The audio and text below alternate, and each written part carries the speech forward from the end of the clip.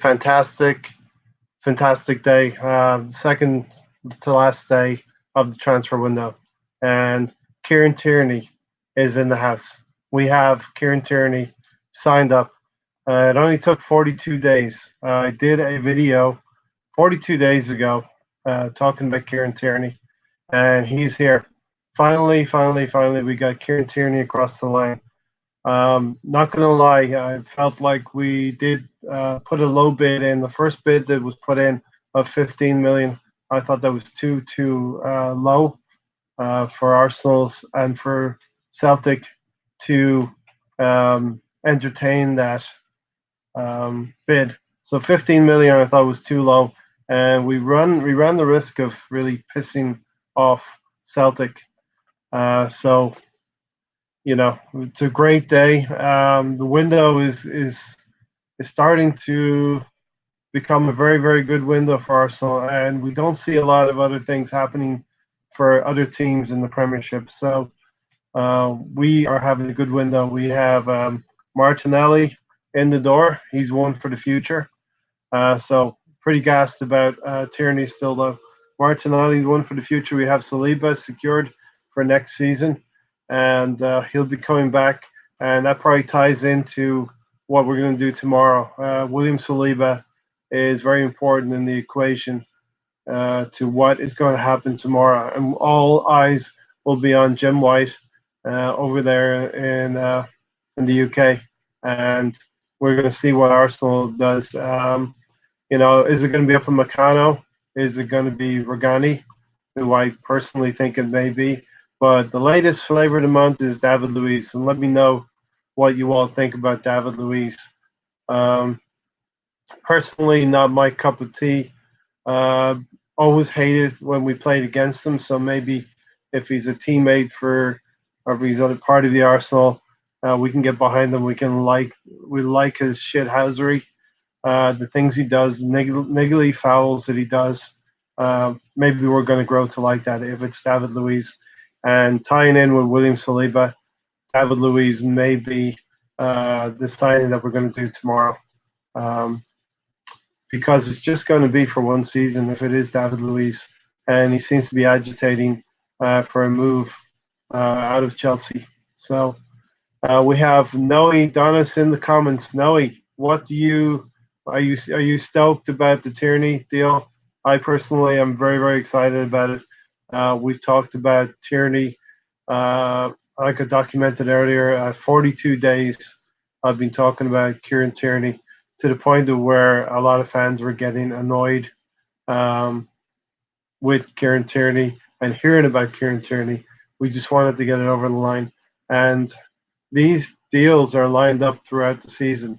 Through the interview with Raul and Vinay, we are now understanding that these deals are lined up through the season, and they come right down to the last seconds, hours of the window. But thankful that the news broke today, right about 4 o'clock here in the afternoon, that Kieran Tierney is now an Arsenal player, and he's going to bring some much needed aggression and tenacity to that defence in the left back position. Now, and he's going to be a part of the Arsenal team for many years to come.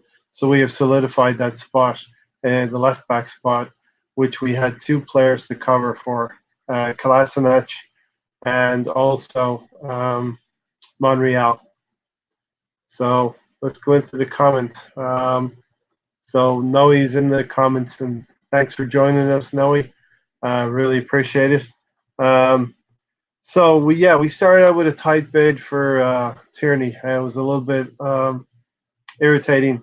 You know, a lot of other channels said this is the art of negotiations, but I thought we really risked the wrath of Celtic and pissing them off. And like I had said, kudos to this channel.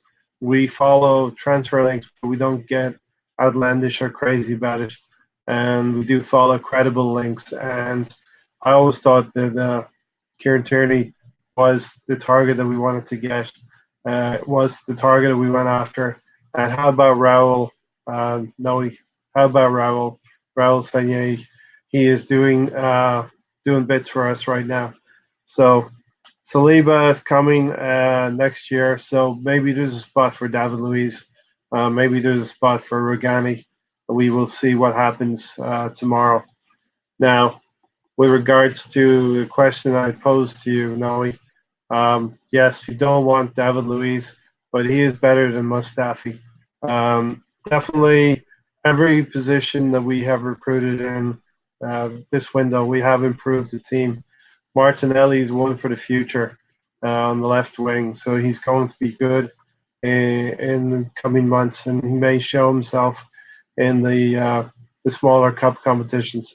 I have read somewhere where the sources have said that Martinelli is going to be a baller in the next few years, so we definitely attained the talent right there. Saliba, he's won by his own admission. He wanted to go back, and maybe that was part of the loan deal as well. He wanted to go back to Saint Etienne and prove himself there, as he has actually only played 15, 16, 17 games for Saint Etienne, and he wants to go back and prove himself before he comes to the Arsenal next season. So all signs are pointing towards David Luiz just for the fact of having him for this one season. David Luiz is a tenacious player. Like I said earlier, you don't want to be his opponent, but he is not obviously the best centre back that we could have gotten, I believe. And then we have Nicola Pepe, the marquee signing of the summer. Now, I wanted to say something about positive channels, and we've always tried to be very positive here. I think our positivity has been rewarded.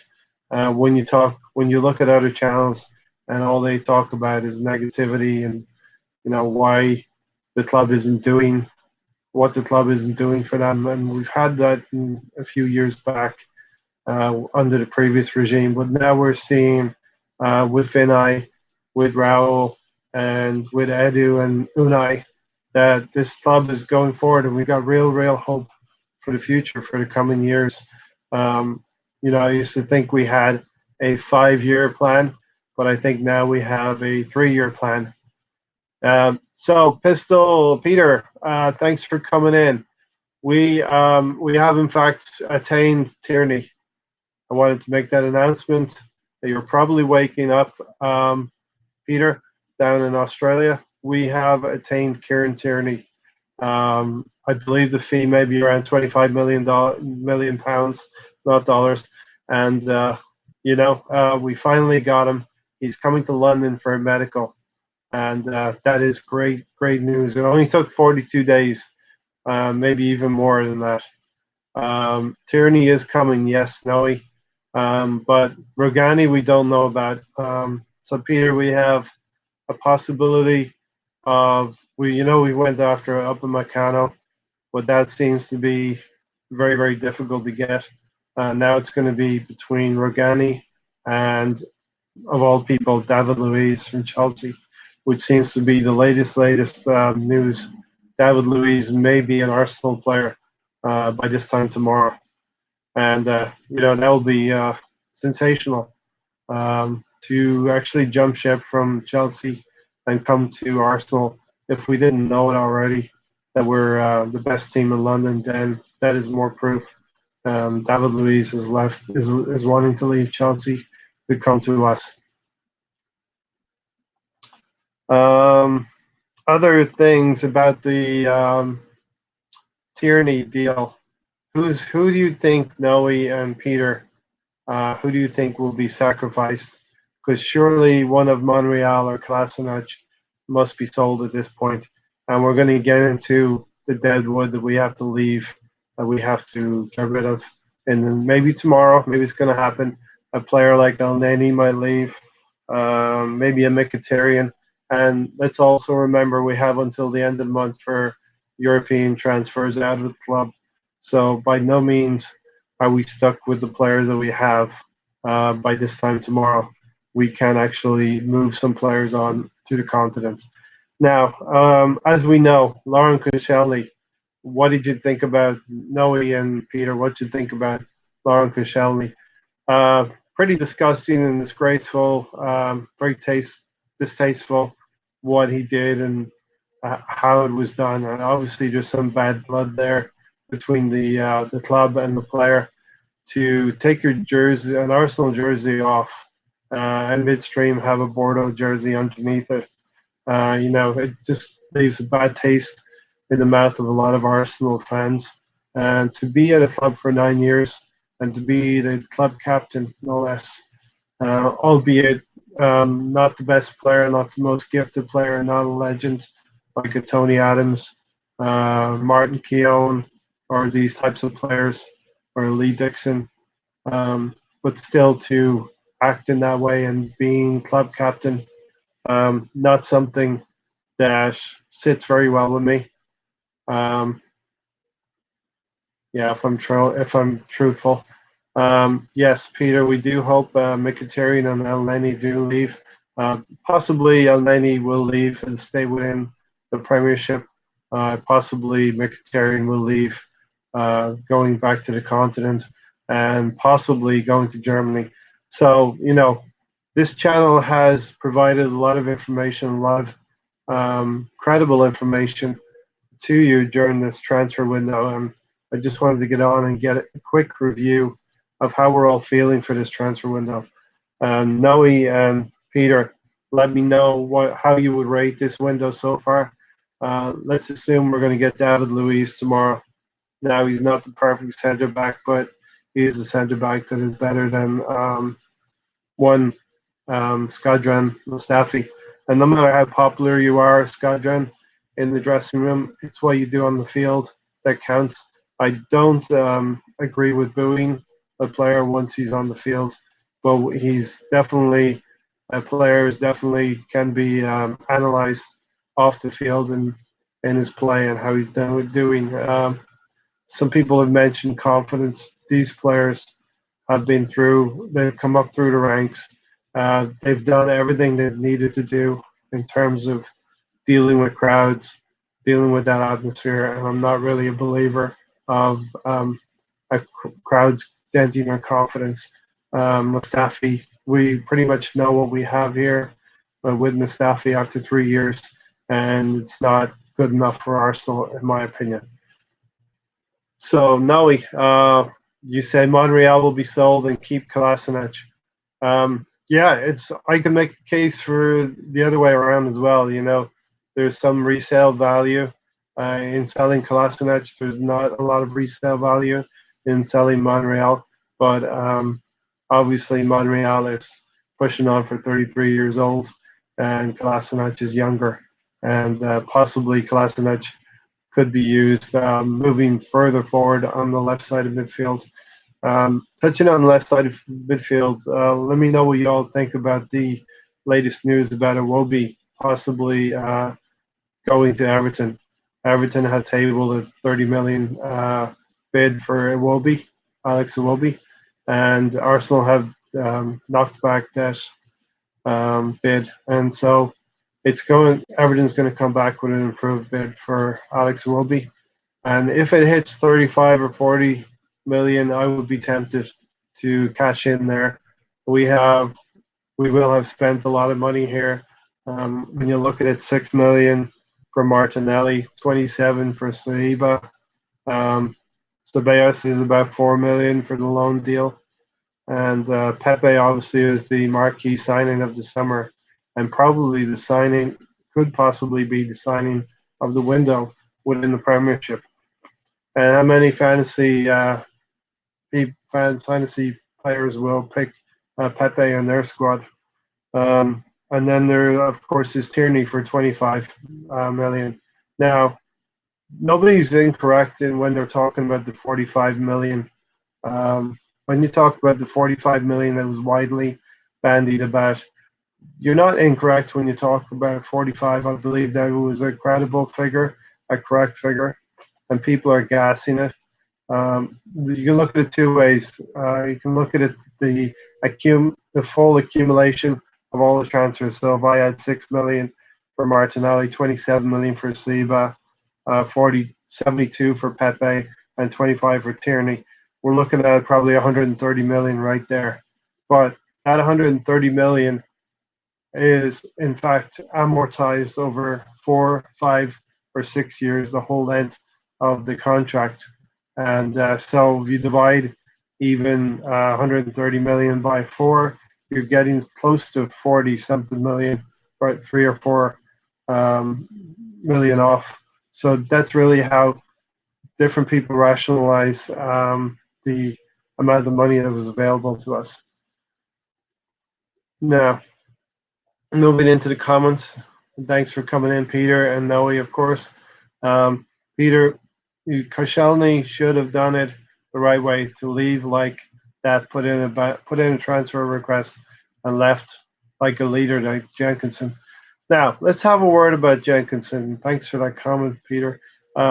Jenkinson is a legend. He's a fan of the club. He's been living the life that we've all wanted to live. Imagine being able to play for Arsenal.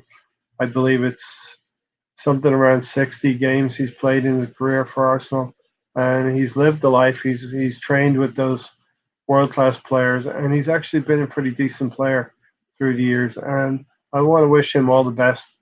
Going to Nottingham Forest now, he's actually left for 2 million as well. Uh, Add that to Koscielny, who's going to Bordeaux for 2 years for 4.6 million. So we've almost accumulated 7 million back already. Now, some more of the deadwood is going to go out, as I mentioned before.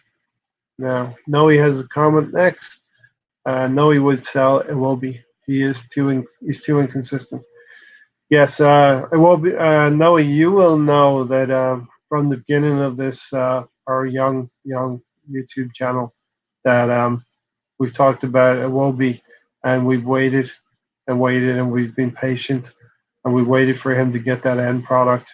And a lot of us on this channel and a lot of our subscribers have said we would give him another season, give him one more season, and that would have been this season. But money talks in this world, and if you spend over 130 million, you're going to have to try and recoup some of that money, and we're not going to obviously recoup 130 million back, but a player like Iwobi is going to bring in close to 40 million, and the club will not say no to that at the end of the day.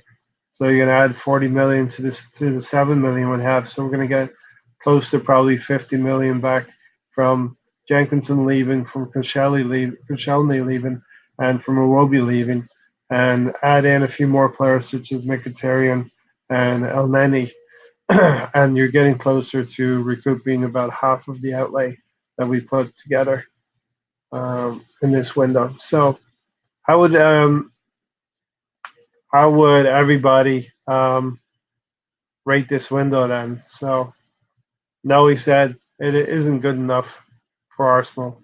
I think you were talking about Wobie. He's too inconsistent. Correct. Too inconsistent, and it isn't good enough for Arsenal. So with Iwobi, what we've had to do is we know that last year we only had Aubameyang and Lacazette to shoulder all of the responsibility for scoring goals, and that put a sort of war on those two players. So we need to supplement around them. Peter, so I think that this time next year, imagine we qualify for the Champions League, what the transfer market for us would be like to get. Wow, looking forward to it. Yeah. Now, I was thinking today we've acquired a left back and we've acquired a right winger. So two definite positions in the team that are going to be mainstays of the team at least for 2 more years. Now, I can certainly see Pepe being at Arsenal for 2 seasons, and then the big boys will come looking for Pepe.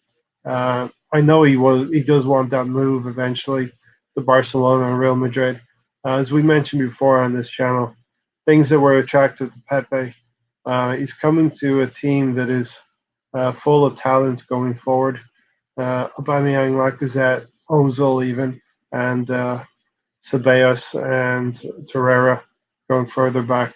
He's going to go to and he's going to go into the team pretty much. He knew that right side winger side of midfield was all going to be his. So he sees a good opportunity to progress in his career, and let's hope that he transforms Arsenal in the same way, and let's hope we are successful in the coming 2 seasons. And even he will have a difficult decision to make if the big boys start coming for him. But yeah, Peter, let's imagine we do. We should qualify for the Champions League. We should have done it last season, but we should qualify for the Champions League, and that will open things up more. I think the Pepe signing was a game changer.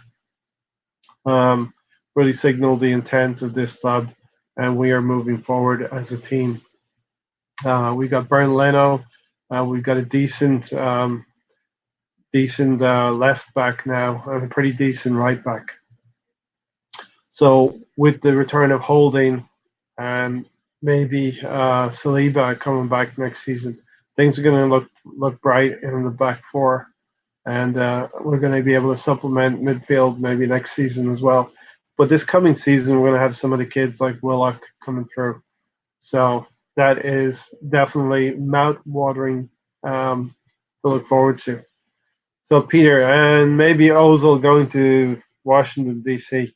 Now I understand that with Rooney leaving, we have to be careful about all of these newspaper stories, especially in the last 48 hours and then definitely the last 24 hours that we're here. I do not think that Ozil will be going to Washington D.C. I find that a bit of a stretch, if I'm being honest. And I believe that Ozil will start the season with Arsenal, and we will have much the same season from Ozil that we had last year. Hopefully, the loan signing of Ceballos will push Ozil on to be more competitive and fight for his place more. But if that's not the case, then Unai Emery will move on without him. So if you have any more questions, guys, I would really, really appreciate them. Noe, so Noe, you rate this window at 8 out of 10. Um, I actually rate it as an 8.5 out of 10, 8.5 right now. If we do get David Luiz, he's definitely an upgrade on Mustafi. Not the player, not the defender I'm looking for, but he's definitely an upgrade on Mustafi. So I would rate, if we get Luiz, I would rate it as a 9 out of 10.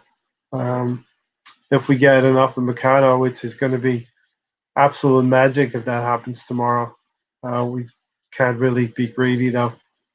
We've done quite well in this window. When you look around at other teams, they have not strengthened as much now. Manchester United have strengthened quite quite well. They've got Juan Bissaka in the right back position, and they've bought Harry Maguire for 80 million.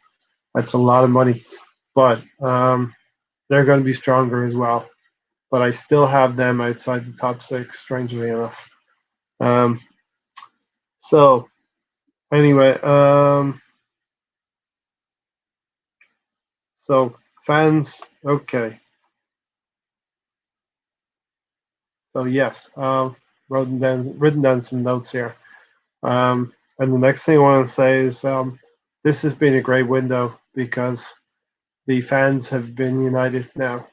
Um, we have a common goal to rise up in the league now and have a better season next year. Um, we're all happy with the signings that Raul has done. He's done absolutely great things, bringing in Martinelli and Saliba. We got off to a slow start. We went to the US tour, and things were pretty slow then. Not a lot of news on transfers. Came back from the US tour, even had the Emirates Cup. By that time, I think Pepe was rumored to be coming in. So things gathered pace now in the last week or 10 days, and that's pretty much how all of the transfer windows go. Um, so we are pretty much united now with a great window.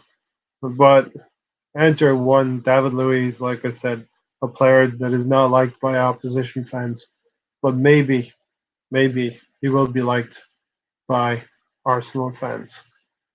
Just for one season, mind. Just for one season. Until William Saliba comes along and helps us.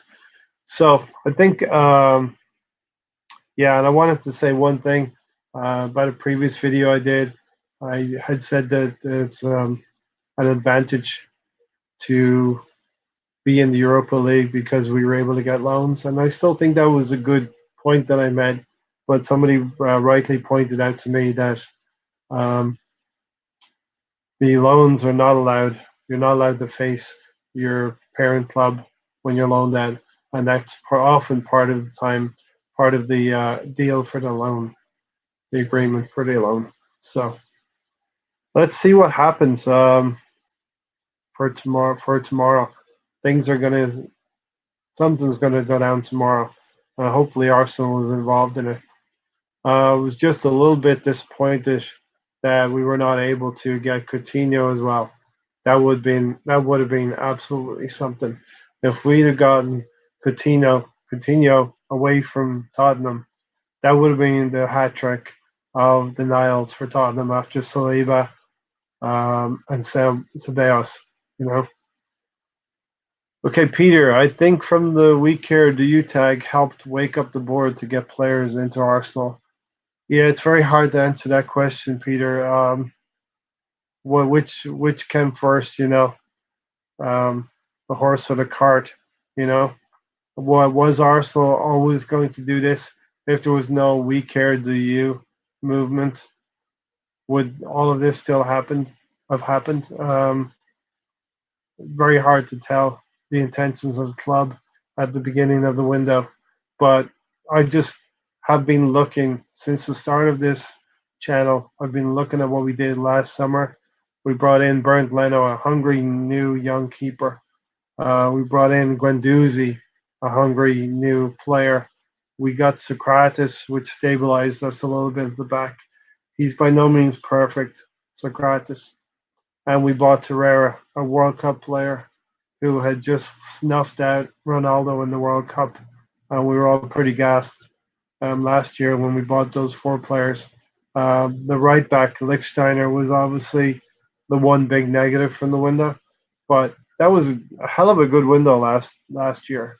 To bring in Unai Emery as well, and for him to work with those players, we were unlucky with injuries as well.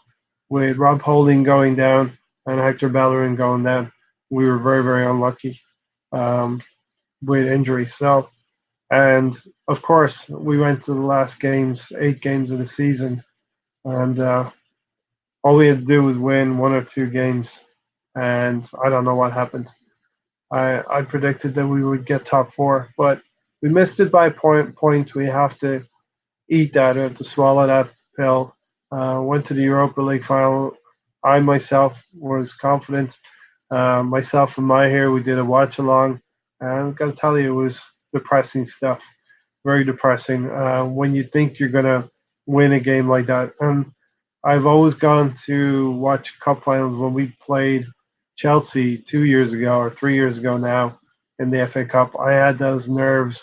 I was worried that we were going to lose, and sometimes it's better to have those nerves and not have that confidence about you.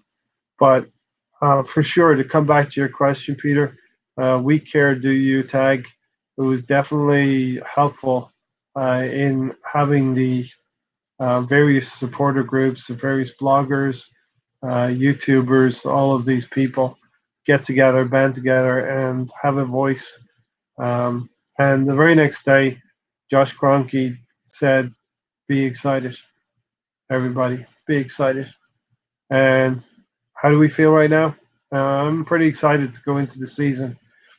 We're at the point now where we would probably take any kind of a centre back, and I think we're getting any kind of centre back. Um, you know, any kind of centre back. So let's move on to the next comment. So Peter Pistol, you say Coutinho, is he on the radar still? I believe that is not going to happen at this point, Peter. So it's not something I really got gassed about this summer because we can't. When you think about it, can you be so greedy as to get Pepe and then hope to get Coutinho and get Tierney and hope to get up a Meccano? Just realistically can't always happen. Um, Hopefully, we can talk to RB Leipzig about Upamecano and keep that going until next season, and hopefully we can grab him. Now, something else that has been very weird to me for this summer window. Previous years, there's always been competition for signatures of players. We've had no competition for Tierney. I rate him as a very, very good player. Um, he's probably better than Robertson, who is holding down the national position at left back. And as I said before, Steve Clark used to play with Chelsea. He's the coach of Scotland now, and he knows a fullback when he sees one.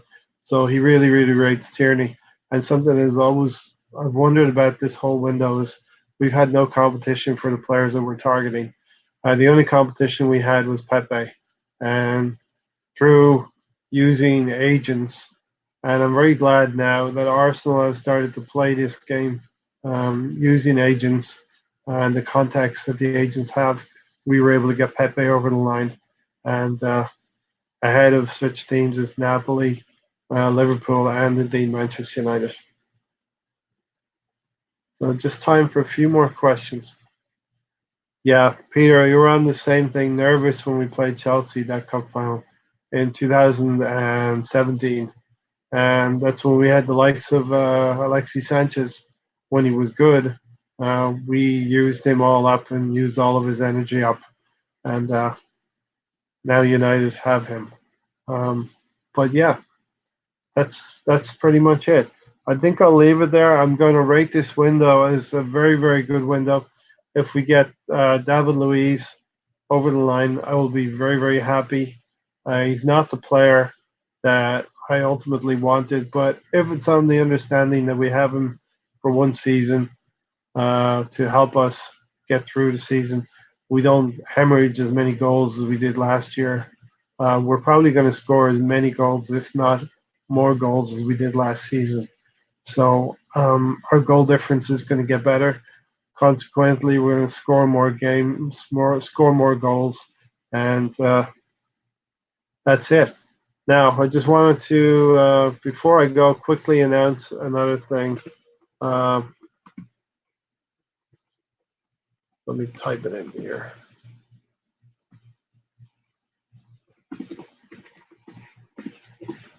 Okay, I'm going to show this.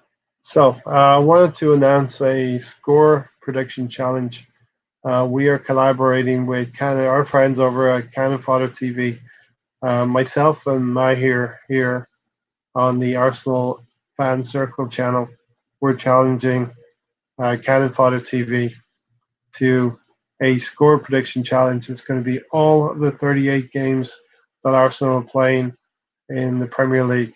If you predict, I want my subscribers to come on board on our team to challenge um, Cannon Fodder TV and their crew over there and their subscribers.